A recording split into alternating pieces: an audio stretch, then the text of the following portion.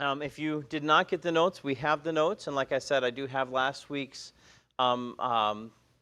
session up. We spoke last week on why is there something rather than nothing?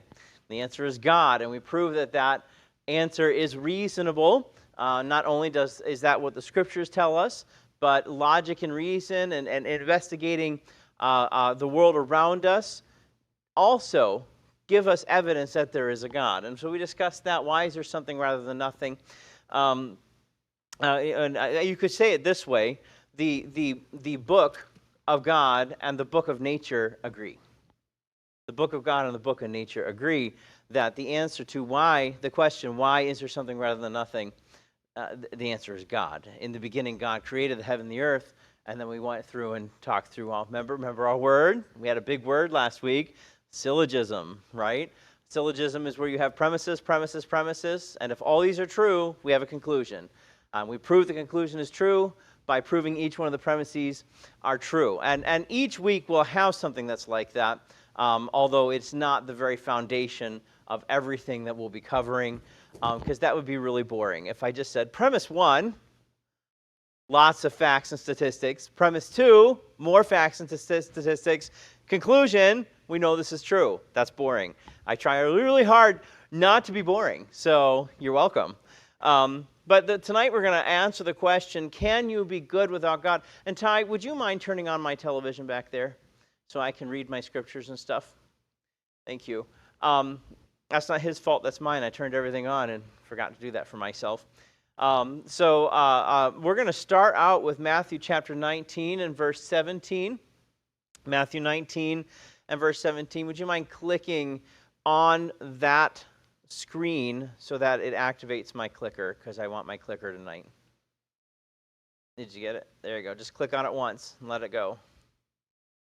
There we go. All right. Matthew 19, verse 17. And he said unto him, Why callest thou me good? There is none good but one, that is God. But if thou wilt enter into life, keep the commandments. This is Jesus speaking. Matthew 19:17 is a bold claim. It's an incredibly bold claim. There is none good but one, and that is God. So can you be good without God? We're going to answer that question tonight. We find that Romans 19:17 is really the foundation behind Romans chapter 3, verses 10 through 12. As it is written, there's none righteous, no, not one. I can't read that. There is none that seeketh understanding. There's none that seeketh after God. They are all gone out of the way. They are together become unprofitable. There is none good, no, not one. And so the Bible seems to say that there are no good people in the world. Is that the case? And we're going to take a look at this. We're going to dig into this because it's a necessary prerequisite to understanding the nature of goodness in our own nature, that it has no innate goodness of its own accord. I'm going to define some things for you. I'm going to tell you what I mean by that. I'm also going to tell you what I don't mean by that, because I don't want to be misquoted or misunderstood. But it's very, very important that we look at this question, because there is a world out there that will tell you that they're good. There's a world that will tell you that you're bad. There's a world that will tell you that you're good. There's a world that there's a certain realm in the world that believes that they are bad. And yet, these same people will turn around and say, well, that's my truth, but not your truth. These same people will turn around and tell me that I have to be for or against the same things they're for or against. And so we're going to talk about this. Can you be good without God? What determines goodness? So we'll open with a word of prayer, and then we will go right on into the meat of the lesson tonight. Lord, we're so grateful to you for your word, how clear it is. Thank you for understanding. Thank you for the ability to look at these complex questions and to come up with actual reasonable answers that make sense. Lord, we know that you did not leave us to just wallow around in darkness on our own. You provided a way for us to know you, and we're so thankful that you've done that. I pray that you would bless this evening, give me a clarity of thought, mind, and speech. Lord, I pray that what is said here tonight would reach hearts and minds in Jesus' name. Amen. So, can you be good without God? I'm not saying that atheists or any other person who happens to not believe in the God that I do cannot act morally. That is not what I'm saying. What I am claiming is that the basis on which they stake their claims is entirely arbitrary. It's entirely arbitrary. So the question is, can you be good without God? Can you be good without God? The question is not, however, there it goes. The question is not, can you be good without believing in God? That's not the question. The question is, can you be good without God? This is an important distinction. I went too far. This is an important distinction because people can do moral things. Even people who claim not to believe in God can do moral things. They can love. They can give. They can help feed the poor. They can take care of their neighbors. They can do these things. But the more basic question that we're asking tonight is, why bother? Why bother? Why does it matter? Why does it matter if I'm good or not good? Why does it matter if an action is inherently right or wrong? Why in the world would we bother? If there is no God, what basis remains for good or bad? For right or wrong? If God does not exist, objective moral values do not exist. That's a bold statement, but I'm going to prove it to you here in a little bit. If God does not exist, objective moral values do not exist. Without an objective reference point, there's no way of saying whether something is up or down. We have no idea. We have no way of knowing that. We here on earth, we are pulled downward toward the center of the earth. We call that force gravity. And so we have a reference point of up or down, left or right. We look to the heavens and we can see direction from the heavens. We know Polaris, our North Star, would have us be moving north. We have a reference point that we can use here on this planet to define a direction that we're going. Without an objective reference point, we have no way of knowing whether something is up or down. God's nature provides an objective reference point for moral values, which is what Jesus was saying in Matthew 19:17. There's only one good, and that is God. It's the standard against which all actions and decisions are to be measured. God's moral nature. If there is no God, there's no objective reference point. There's no objective reference point. All we're left is with some other person's reference point, which is no more valid than anyone else's viewpoint. My wife occasionally is wrong and disagrees with me. That's just the nature of marriage, okay? She's allowed to be wrong sometimes. Listen, her point of view is going to differ from my point of view. What makes her point right or wrong and my point the opposite? Is it just my own authority? Is it my feelings? Excuse me. Is it my feelings? Is it, where am I getting this understanding, this idea? What am I comparing my viewpoint to? It has to be outside of myself. This is subjective morality, subjective viewpoints. The idea, the preference is grounded in the subject, me. In this case, the dog. Think he wants that plate of fruit or vegetables? Or you think that he wants that plate of bacon there? Right? He has a preference, and that preference is subjective. It's grounded in his preferences. The opposite to that then are objective viewpoints. These are things that are beyond me, something outside of myself. So you have subjective viewpoints, and you have objective viewpoints. And to bring it back into our discussion, we have subjective morality and objective morality. The preference is grounded in the subject, me, not the object, beyond me. And this means it does not necessarily apply to other people. The modern parlance today of putting this would be, that's my truth. This is what we hear. This is what we hear in conversations. This is what we hear at our workplaces. This is what we hear in media and in television shows and on the internet. Well, that's my truth. How is that valid? The fact that it might be your truth does not make it the truth. Because truth must be grounded in something beyond us. If that's true, I can walk around saying that it is not my truth that the force of gravity pulls things downward. That's not my truth. How do I know that the truth is the force of gravity pulls us downward? It has to be beyond me. That's objective. We find that out through observation and scientific discovery. We go to these things and we see through personal experience and multitude of other ways we find that gravity indeed pulls things downward. But that's not because of a subjective viewpoint. I didn't choose that that's the way things are. That comes from something beyond me. That's objective. All right, and we're talking about morality as well. I don't get to choose what is right and wrong. That's not my choice. The idea that things may be right for us to do or things may be wrong for us to do is grounded objectively. It's beyond me. It's outside of me. You probably know this name, Richard Dawkins, atheist evolutionary biologist, emeritus fellow at New College, Oxford, born 1941, in case anybody cares, says this: in a world where with no God there can be, quote, no evil and no good, nothing but blind, pitiless indifference. Nothing but blind, pitiless indifference. You see, God has expressed His moral nature to us in commands.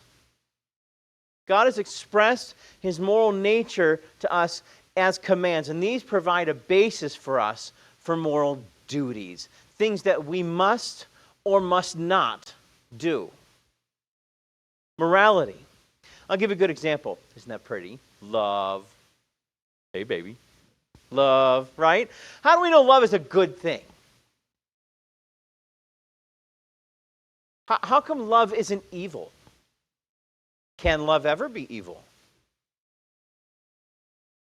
All right, so love. And we're going to talk about the God's essential attribute of love being expressed in His command to, for instance, love your neighbor as yourself. Matthew chapter 22, verses 36 through 40. Master, which is the great commandment of the law? Jesus said unto him, thou shalt love the Lord thy God with all thy heart, with all thy soul, and with all thy mind. This is the first and great commandment, and the second is like unto it. Thou shalt love thy neighbor as thyself. So God, being love, expresses that which is synonymous to His nature by issuing a command based on His moral nature and says, this is good, this is right. So moral duties come from commands that are based on God's moral nature. The love we receive from God ought to be reflected back to Him. When this occurs, it also refracts to others. But it all begins and is sourced from God. Even the unsaved person, and I would dare say even the atheist, can express love. He absolutely can express love, or she can absolutely express love. But the source of love still comes from God. And the love they feel, the love they express, is a good thing, and we know it's a good thing because it's consistent with God's nature. Make sense? It's very important because this provides a foundation on which we can affirm the objective goodness of things like generosity, self-sacrifice, or equality, right? These are big things in today's world, right? Which means that we can objectively call things, such things as greed, abuse, and discrimination. Listen, I don't think there's a single person on this planet who would disagree that any of these are in the wrong category. Everybody would believe generosity is a good thing. Every person on earth would believe that self-sacrifice is a good thing. Pretty much everybody on the planet would agree that equality is a good thing. And the same could be said for all three items on the evil side as well. We agree that they are good or evil. Even our language tends to reflect this. Evil is often expressed as an alteration or reversal of reality, truth, or goodness. People are unhappy. They are illogical. dishonest, unforgiving, inhumane, unfaithful. There is injustice in the world. What are we saying? That the evil is a departure or an alteration from that which was originally good. So even this idea, this concept is that evil is something that is a violation or a perversion of that which we understand to be good. Socrates was a classical Greek philosopher, one of the founders of Western philosophy, renowned for contributions in epistemology, ethics, and logic. Lived from 470 to 390 BC. In case you don't know what epistemology is simply a word that means how we know something. He wanted to dig down to the very nitty-gritty of everything and figure out how we even knew something was for real. And so he kind of formulated the ideas of epistemology, ethics, and logic. He asks a very, very important question. Is something good because God wills it, or does God will it because it's good? Is something good because God wills it, or does God will it because it's good? That's a good question. That's a hard question. Which is it? And the truth is that really it's neither. God wills something because He is good. And that's an important distinction. Matthew 19:17, there is none good but one, that is God. And then He says, keep the commandments. Why? Because our moral duties are based on the moral commandments, which are an expression of the nature of God. Great question. God Himself is the standard for moral values and absolutes. A live musical performance is the standard for a high-fidelity recording. Y'all remember the old hi-fi? How much did the old records, those of you who are old enough, I'm old enough for records, if you can believe it or not, how close to the real thing? How if you closed your eyes and we set a record player on the front of a platform, and a symphony orchestra's back here. All right, we'll tell everybody, close your eyes. We're gonna one time we're gonna play the record player, and the other time we're gonna have the symphony play, and I'll bet you can't tell the difference. I'll bet you can. Right? Now, as time has gone on, we've gotten better technology, digital recording, and stereophonics and such. And so now it might be pretty close to being more difficult today.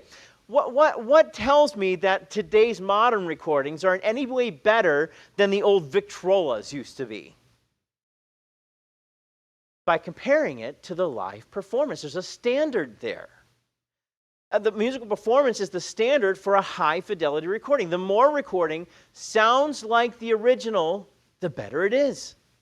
Similarly, the more closely an action conforms to God's moral nature, the better it is. And this brings up something, before I get into my next point, that really just now occurred to me. That means that if we're going to live as morally good as possible, we had best have as detailed an understanding of our God as we possibly can. We cannot expect to live off of the Sunday school lessons of 20, 30, 40, 50 years ago and spend no more time learning about our God and expect our moral compass to stay righted. This is why Bible reading and prayer is so important in a Christian's life. You can't just rely on everything you knew and the lists and being able to quote all 66 books of the Bible in order. You need to know about the author of this book, because that's what you're judged by. That's what moral goodness is, consistent with His nature. So if atheism is true then, if atheism is true, there is no ultimate standard. There can be no moral obligations or duties. Who or what would lay such duties on us? No one. There is no higher power. There is no supernatural being. There is nothing in this earth that impels upon human nature generally the idea of right or wrong, goodness or evil. That comes from somewhere else. Humans then would just be accidents of nature, highly evolved animals. The problem is that animals have no moral obligations to one another. When a man forces himself on a woman, we cry rape. But when a rooster forcibly mates with a hen, we don't. Why? Why? When a cat kills a mouse, it isn't murder. Why? Because the animals do not have a moral component to them. When you see the slow motion videos in the National Geographic of the lion tearing up the gazelle, we don't charge him with manslaughter, right? In fact, the very title, manslaughter, right, has man in it. We even differentiate us from the animals in our speech, and we don't even think about it, right? That's not murder. There's no moral component there. If God doesn't exist, we ought to view human behavior in exactly the same way. Under atheism, no action should be considered morally right or wrong. But the problem is, good and bad, right and wrong do exist, and we know it. Now, we may disagree on what the finer points of it is, but every one of us would say that is right or that is wrong about certain things. Nobody in any culture, anywhere on the earth, thinks it's okay to kill babies for fun.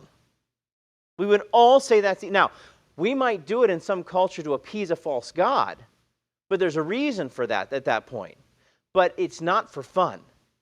Nobody believes there's no such thing as right or wrong. They may claim it, but they don't actually. They don't actually. Romans chapter 2.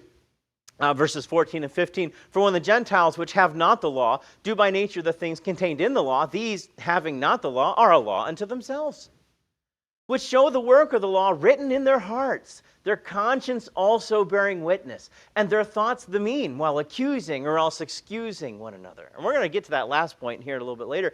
But we all have a conscience. We all have something inside us that says this is right or wrong. Where does that come from? It's not molecules. You can't cut me open and find my conscience. It's not in there. That means it comes from outside me somewhere. That means it is written. That, by the way, is Brother Roger, I'm going to get grammar on us now, okay?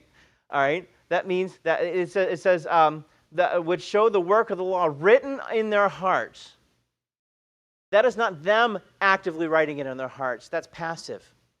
It is written on their hearts. They're not doing it. It has been done. Make sense? It exists there, and it exists there above and beyond what is within them as a physical being. So just as our sense experience tells us the physical world is objectively real, our moral experience tells us moral values are also objectively real. It's the same. I don't believe this cup of water is here just because I see it, and it wouldn't matter to me if you saw it or not. I trust my sense experience that this cup of water is here. And just as I trust that in the physical realm, when I make a statement that it is immoral to kill babies for fun, I sense that also is objectively real. I didn't make that up. I didn't decide that on my own. Something beyond me tells me that that is the case. Something beyond myself tells me that that is the case. Every time you say, that's not fair, that was wrong, that's an injustice, you affirm that moral values objectively exist. I'm going to read Romans chapter 7. I'll begin reading in verse 7. It says, what shall we say then? Is the law sin? God forbid. Nay, I had not known sin but by the law. For I had not known lust, except the law had said, thou shalt not covet. But sin, taking occasion by the commandment, wrought in me all manner of concupiscence. For without the law, sin was dead. For I was alive without the law once, but when the commandment came, sin revived, and I died. And the commandment which was ordained to life, I found to be death. For sin, taking occasion by the commandment, deceived me, and by it slew me. Wherefore the law is holy, and the commandment holy and just and good. Was then that which is good made death unto me? God forbid. But sin, that it might appear sin, working death in me by that which is good, that sin by the commandment might be exceeding sinful. For we know that the law is spiritual, but I am carnal, sold under sin. For that which I do I allow not. For what I would, that do I not. But what I hate, that I do. If then I do that which I would not, I consent unto the law that it is good. Now then it is no more I that do it, but the sin that dwelleth in me. For I know that in me, that is in my flesh, dwelleth no good thing. For the will is present with me, but how to perform that which is good I find not. For the good that I would, I do not, but the evil which I would not, that I do. Now if I do that I would not, it is no more I that do it, but sin that dwelleth in me. I find then a law that when I would do good, evil is present with me. If the Apostle Paul struggles with this, the rest of us are going to have a time with it as well. Just fair warning. What's he saying? I found out that there was right and wrong because there was something inside me that said do or don't do this. And when the law was written out as a commandment, I died. I couldn't even measure up to it. Why? Because now there were moral duties that were based on the moral nature of God.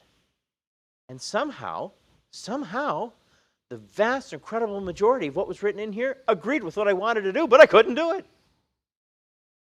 That's what Paul's saying. What I hated doing, I find myself doing. What I really want to do, I don't. Why? Because in my flesh there's no good thing.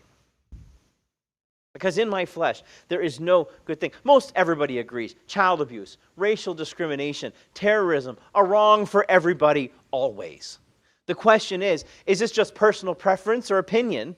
No.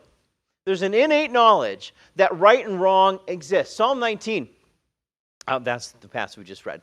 Psalm 19, verses 1 through 4a, the heavens declare the glory of God. The firmament showeth his handiwork. Day unto day uttereth speech, and night unto night showeth knowledge. There's no speech nor language where their voice is not heard.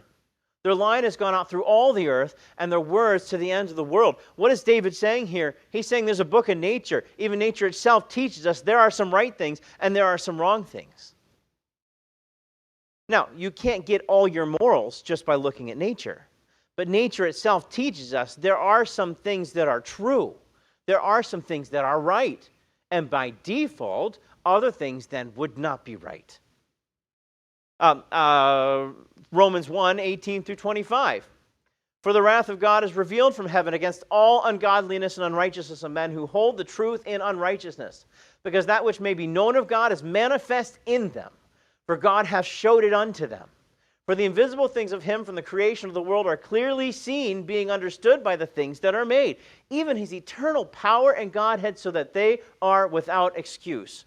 Because that when they knew God, they glorified him not as God, neither were thankful, but became vain in their imaginations, and their foolish heart was darkened. Professing themselves to be wise, they became fools, and changed the glory of the uncorruptible man and to birds and four-footed beasts and creeping things. Wherefore God also gave them up to uncleanness, to the lusts of their own hearts, to dishonor their own bodies between themselves, who changed the truth of God into a lie, and worshipped and served the creature more than the Creator, who is blessed forever. Amen.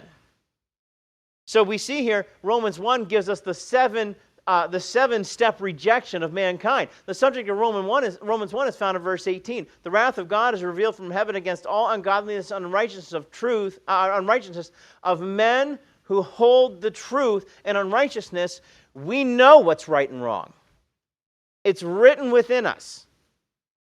We have an innate understanding that we should not hurt others. We have an innate understanding that we should not take advantage of others. We have an innate understanding and you fill in the blank, of things that are good and what we call moral. The Bible agrees with this, and the fact of human nature bears it out. Why do you think a lie detector test works? We all know we shouldn't prevaricate. Yeah.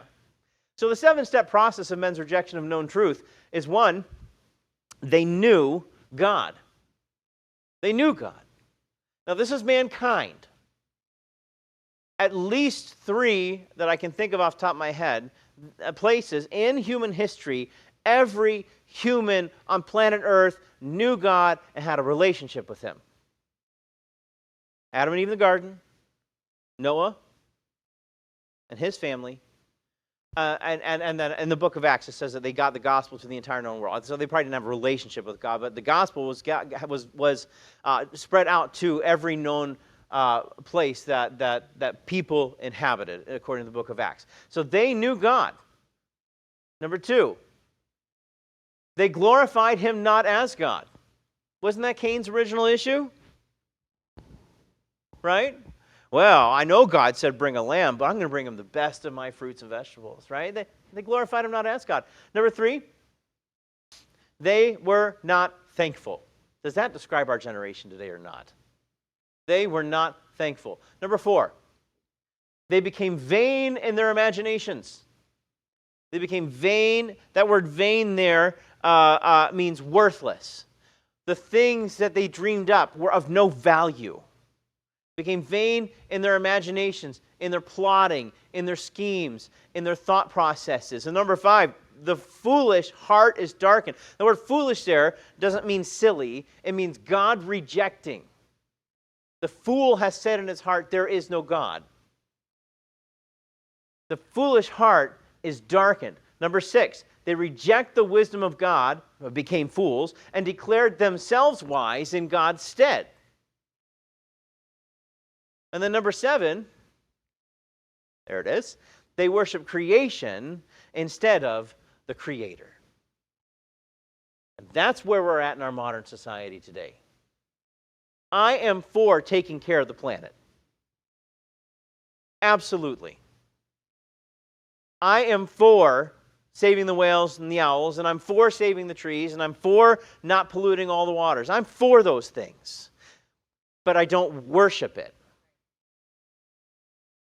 And I personally believe, this is not in my notes, you're welcome. I personally believe that modern day environmentalism is a perversion of the direct command of God that he put into mankind to till and tend the earth. And since they no longer desire to worship their Creator, they worship the creation instead. They worship the creation instead. Michael Ruse, atheist philosopher of science, teaches at Florida State University, says this: the man who says it is morally acceptable to rape little children is just as mistaken as the man who says 2 + 2 = 5. Just as mistaken. I don't disagree. But what standard is he basing his morals on? What standard is he basing his morals on? You see, a moral law implies a moral lawgiver. A moral law implies a moral lawgiver. Matthew 5:48, be ye therefore perfect, even as your Father which is in heaven is perfect. That's a moral law that has been given by the moral lawgiver. Jesus said those words. There is a moral lawgiver. We don't like to think of this because that means we're accountable to some outside objective moral authority, which means we cannot live any way we choose, and that's modern day heresy.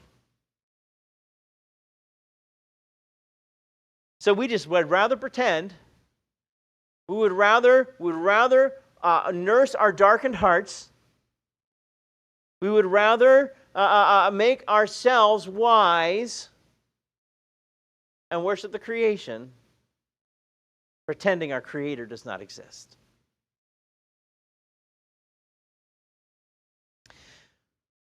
Laws don't exist without authorities that issue them.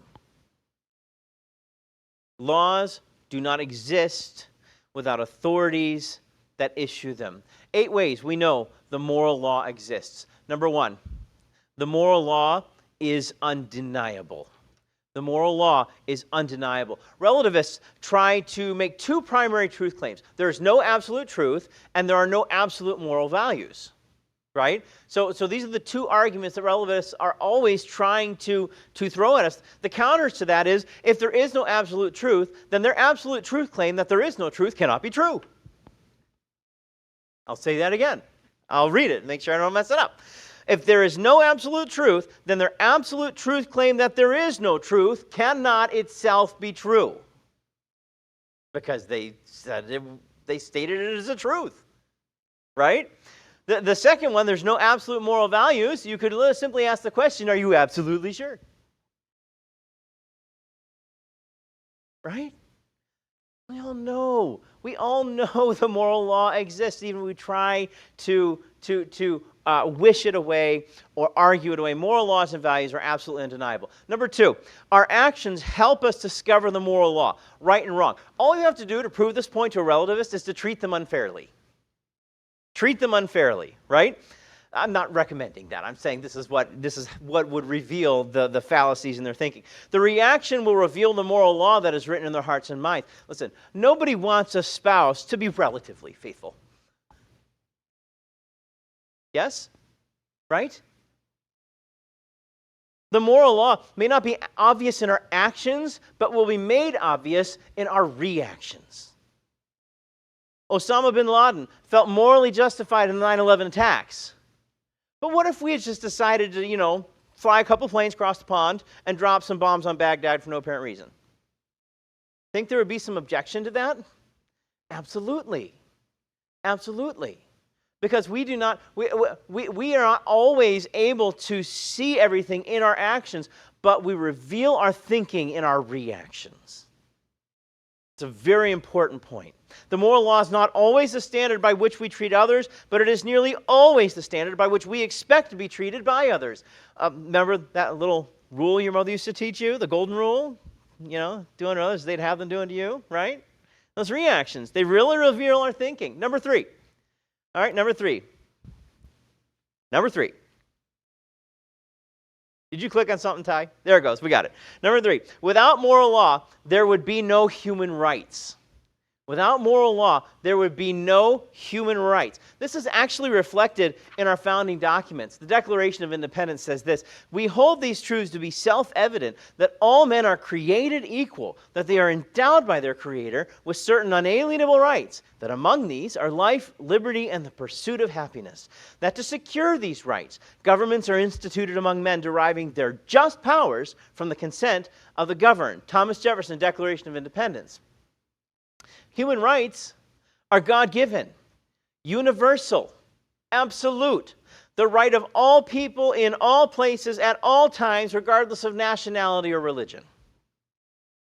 Human rights are founded in God. Listen, the demand for our rights wasn't the Founding Fathers' opinions against King George's opinion. That's not that. We didn't even try to claim that. The rights were an appeal to the moral law given by the Creator. The ultimate standard of right and wrong would justify their cause. And that's what we said further on in the Declaration of Independence. We literally made the statement that we have just cause to throw off such tyranny. What were they referring to? They were referring to the rights instilled in every human being to live subject to their conscience and subject to their Creator. That's where the rights came from. The Nuremberg trials of World War II, of Nazi war criminals. Convictions were based on a violation of basic human rights as defined by the moral law expressed in international law. The moral law transcended the secular laws of Germany. It didn't matter that gassing Jews was legal in Germany. The moral law demanded that that was an immoral act. And we took the Nazis to task on that information and won.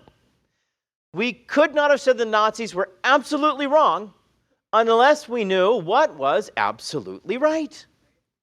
We did know, and we did prosecute justly. Justly.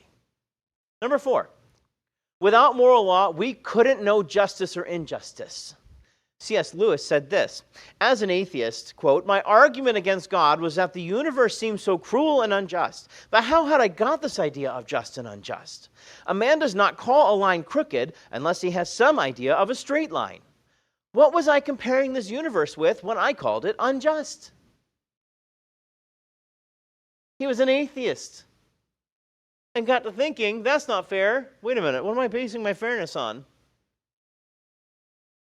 See, without moral law, we can't detect any kind of evil or injustice. Romans 4:15 says this, because the law worketh wrath, for where no law is, there is no transgression. That word wrath there, by the way, doesn't mean anger. It means vengeance, retribution, and judgment. Because the law brings judgment, when there is no law, you haven't transgressed. That's literally what it's saying. That's what Paul was saying back in Romans 1, Romans 2, Romans 4. We've practically read the book of Romans tonight. Romans 7, right? This is exactly what Paul is saying. We do detect the moral law. We couldn't know something was just or unjust unless we had an innate understanding that there was morality objectively. Number 5, without the moral law, there would be no way to measure moral differences. Without the moral law, there would be no way to measure moral differences. This is what we're doing when we compare the lives of Adolf Hitler and Mother Teresa. One, we look and we despise the actions he did, and the other we look and we are in awe of the actions she did. Why? Because we appeal to an absolute standard beyond both of them. Beyond both of them. We wouldn't understand the difference. We wouldn't measure the difference between moral differences if we did not have moral law instilled within us. Number 6, without moral law, you couldn't know what was right and wrong. You don't know the answer to 2 plus 2. You can't know that 5 is the wrong answer to 2 plus 2 unless you know the right answer. I mean, why? Why is 5 not the answer to 2 plus 2?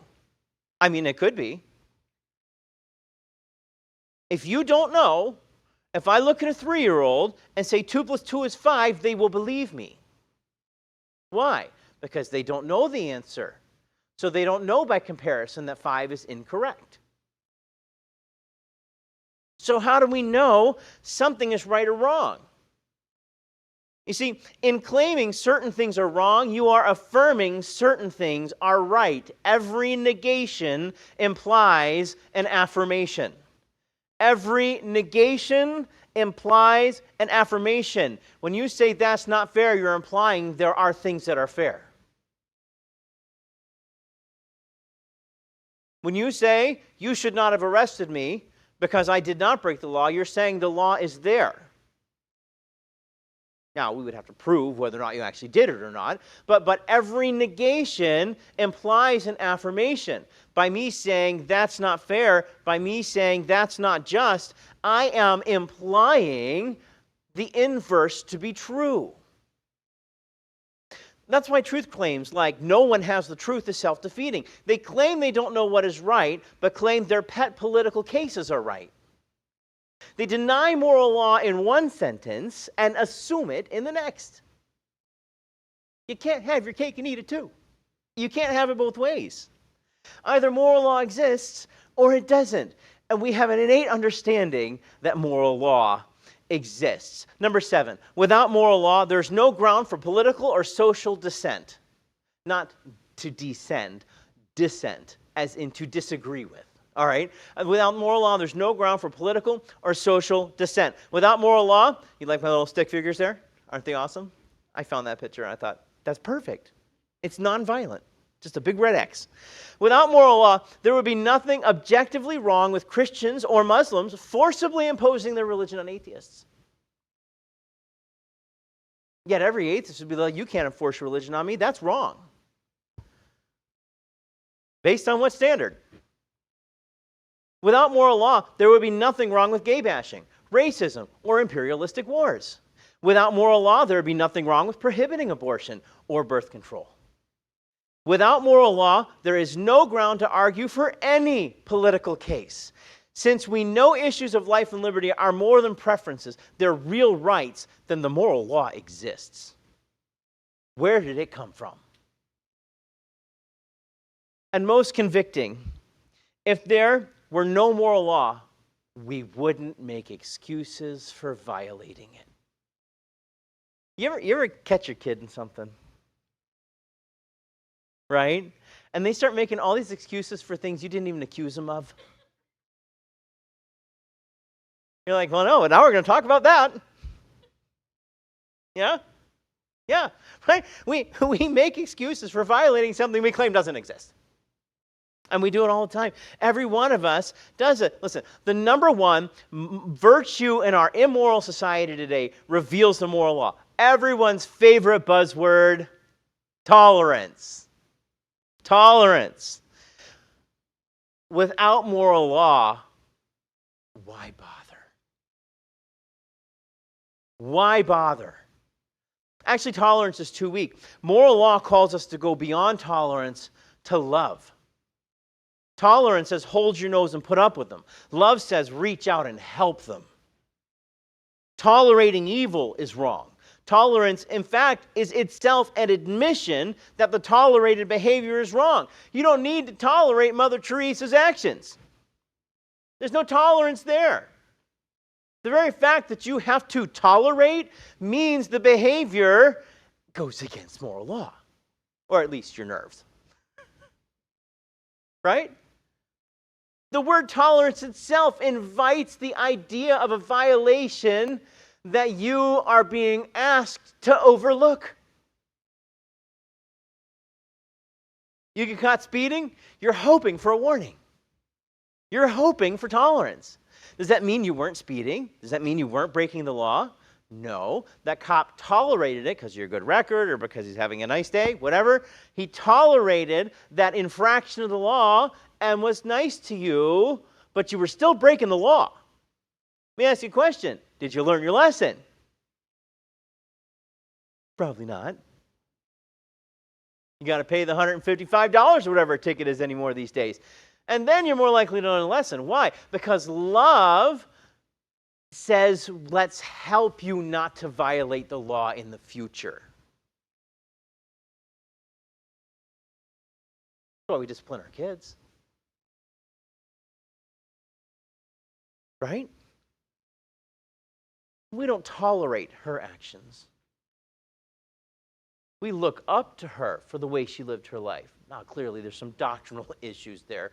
But the actions that she did were of the highest moral fiber. So working with lepers puts me to shame. We're not tolerating Mother Teresa's actions. See, we only make excuses like tolerance when we act against moral law, and we wouldn't do so if it didn't exist. We wouldn't do so if it didn't exist. You see, listen, ideas have consequences. Ideas have consequences. So let's take all this philosophy we've been talking about now and apply it to real life. Anybody know what that top picture is? It's Auschwitz. Holocaust. Anybody know what the bottom picture is? It says it right on the screen. It's the Scopes trial. It's the Scopes trial. For the Matt, I thought we were talking about morality. We are. Here we go. Real life. Darwinists say morality has a natural source that is neither objective nor absolute. Hitler used Darwin's theory of natural selection as philosophical justification for the Holocaust. The 1925 Scopes trial concluded Caucasians are the highest type of all man. Listen, this violates Scripture, Genesis 1:27, Acts 17:26 and verse 29, Galatians 3:28, and a host of others. Not only that, it actually contradicts our Declaration of Independence too. All men are created equal. Now, I know some of those men held slaves. And they shouldn't have. That was a violation of moral law. But their cultural faults does not negate the truth of the moral expressions. And we have got to stop acquiescing to our culture's ad hominem attacks on our founders and saying because they had some things that they were two-faced about, that everything they say is wrong. That's ridiculous. That's absurd. That's absurd. An attack ad hominem means you tear down the person so that his expressions are no longer believable generally.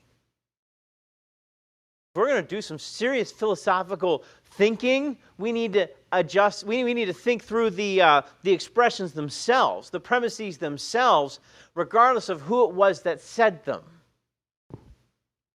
Regardless of who it was that said them. Peter Singer, smart man, professor, Princeton University, said this. Hold on to your hats. The life of a newborn is of less value than the life of a pig, dog, or a chimpanzee. Anybody looking to send their kids to Princeton, that's what they're teaching these days. He believes parents, in his printed works, believes parents should be allowed to kill their babies up to 28 days after birth. Let me ask you a really dumb question. Why stop there? Why not 28 months or 28 years? What's the difference?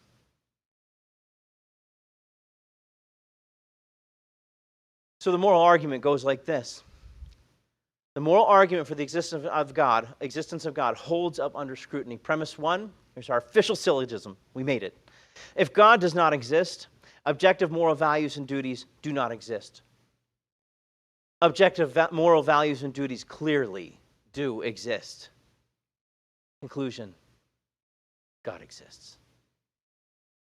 You see, atheism fails to provide a foundation for the moral reality everyone experiences every day. The existence of objective morality points us directly to the existence of God. So the answer to the question, can we be good without God? The answer is no. Since God is the very source of all goodness.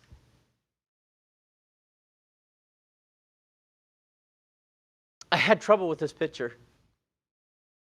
And I changed it out once, and I'm still having a problem with this picture. So you're just going to have to be pictureless on this one. But a great and beautifully stated comparison of how human goodness reflects its creator was penned by William Shakespeare. In the play The Merchant of Venice, Act 4, Scene 1, lines 192 to 197 say this. Wherein doth sit the dread and fear of kings? But mercy is above this sceptred sway. It is enthroned in the hearts of kings. It is attributed to God himself. And earthly power doth then show likest God's, when mercy seasons justice. Shakespeare is saying, in our modern vocabulary, that earthly power, authority specifically, but all good, is never more like God's power than when justice is met with mercy. When justice is met with mercy. Justice, seasoned by mercy, is an expression of God himself. Literally, love in action. The demand of justice was that your sin had to be paid for. But the mercy of God said, I'll pay it for you. I'll pay it for you. What were those three good qualities? Self-sacrifice. We have a God that self-sacrificed. Generous. I don't know. I will be your father, you will be my son. I don't know how much more generous it gets than that invitation right there. Yeah. Mercy said, I'll pay it for you. So that is that. Do we have any questions?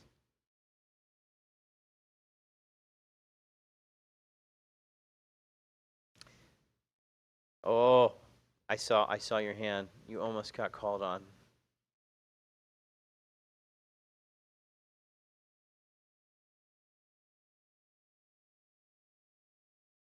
Mm-hmm.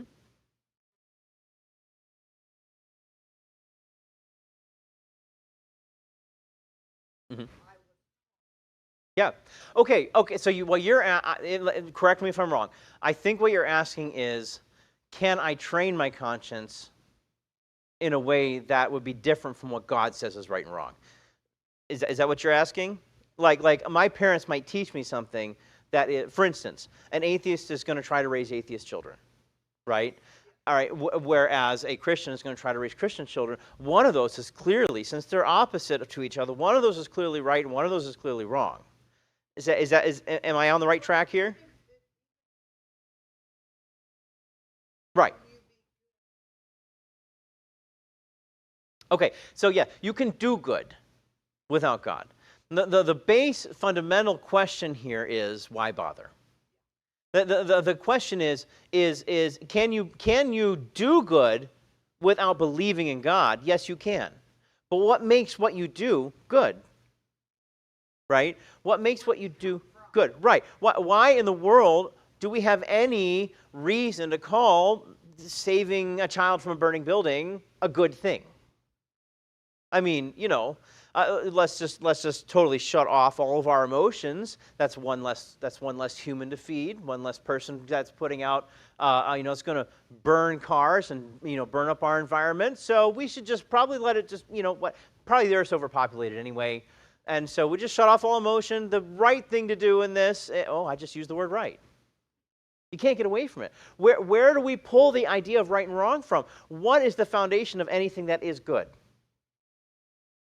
Anything that is good is an expression of the nature of God himself, and we know what those expressions are from the book of nature and from the book of God.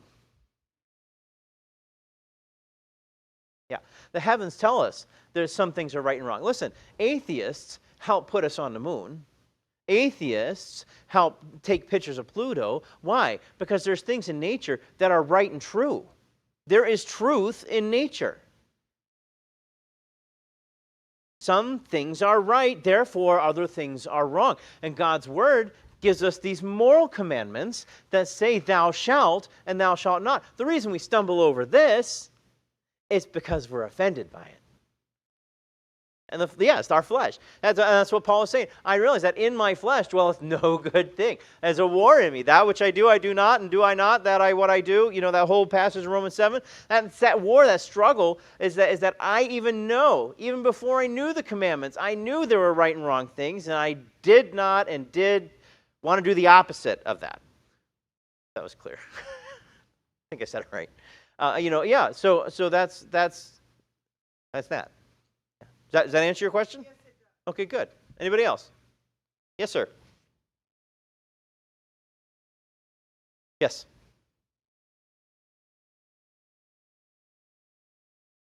Excellent. If you're talking specifically the Declaration of Independence, which is what we were talking about in our talk, all men are created equal, endowed by their Creator with certain inalienable rights: life, liberty, and the pursuit of happiness. So those are the three items that were identified by Jefferson and his cohorts back in the Enlightenment era that were important. You have the right to life. Every human being has the right to life. You have the right to liberty. Every human being has the right to liberty. Now remember, I know these people held slaves. I know they did. I will not argue that fact. But it doesn't alter the truth of the premise that all men are created equal in their ability to live free. And then the pursuit of happiness. We're all created equally in the right to pursue what makes us happy, as long as it doesn't infringe on others' rights. Right? Yeah. We can get into a whole other discussion there. Right? That's why you can't speed just because it makes you happy. Right? Because you could kill somebody else, right? So the pursuit of happiness, and I would define happiness as that which is pleasant to us, that does not violate the rights of others. Yeah. Sure.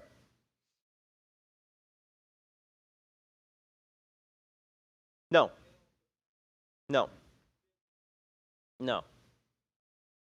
Okay, and good point. What you're talking about is physiological differences. There are differences between the genders. Science tells us that. Forget about what God's word says for a minute. I didn't say that from the pulpit. Don't hear it. Science tells us that. Right? There are differences. They are not equal.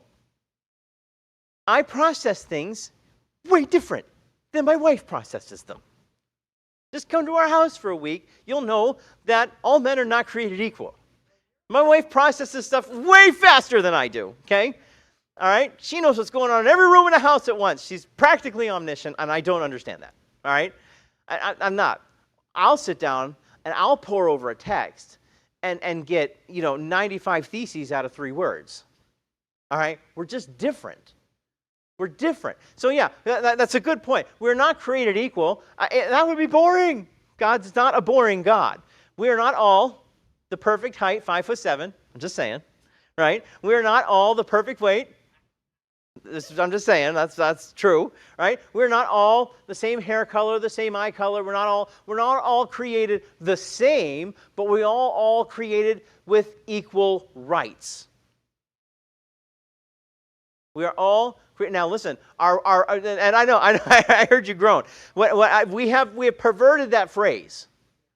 We have perverted that phrase, right? It's not as in the ERA necessarily. Okay, that's not what I mean by that. The rights were specifically and deliberately defined as life, liberty, and the pursuit of happiness. Now, that's what. Listen, we are not created equally. We are not all given the equal rights to the same income. We're not all given equal rights to the same amount of land. We're not. So that's not what we mean by equal rights. We're talking about the fundamental, objective rights endowed upon every human being that has ever lived on planet Earth, and those are life, liberty, and the pursuit of happiness. Yeah. Yeah.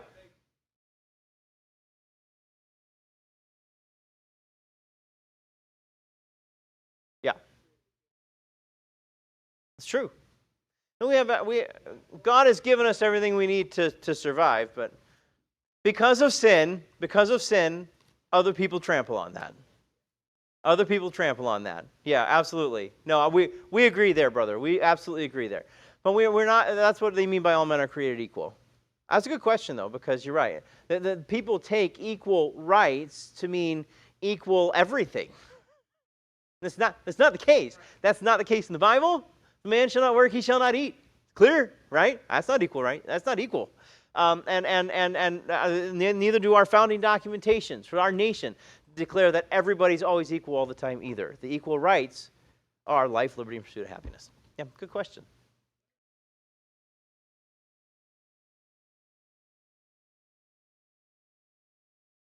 Yeah. Well, we got to go. I'll say this and then we'll go. Because the federal government wasn't supposed to be the ones handing out property. That's why we have 50 independent sovereign states. But that's a whole other discussion that we don't have time for tonight because there's people out in the hallway. So we were short last week. We made up for it this week. We'll see you later.